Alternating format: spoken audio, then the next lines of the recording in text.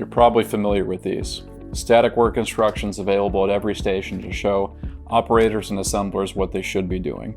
These are static. You don't have that confidence level that they're always the most up-to-date revision, or if an operator has a suggestion or improvement that needs to be made, that content may be lost in the translation between what the document says and what's actually happening on the production floor.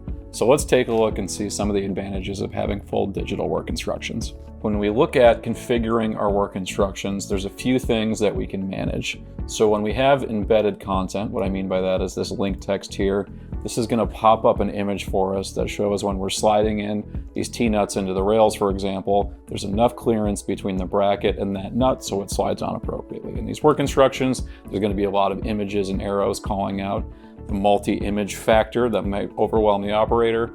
This is going to specifically call out that content.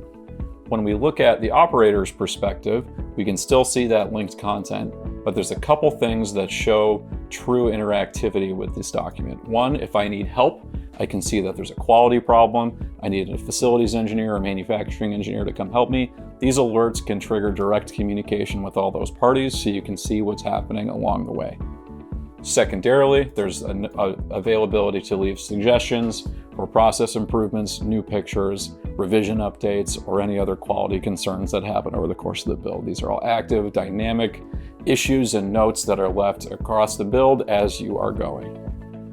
Finally, for any change that happens with the work instructions, it's all deployed through change control. So we can see a process has been changed, we've added a step, we can see the timestamp of who did it, what station, where it's all affected. So every version of those work instructions, whether it's a work in progress or has been deployed down to the production floor, we can see that revision history. So all that content is live, up to the date, and as expected from the manufacturing engineering.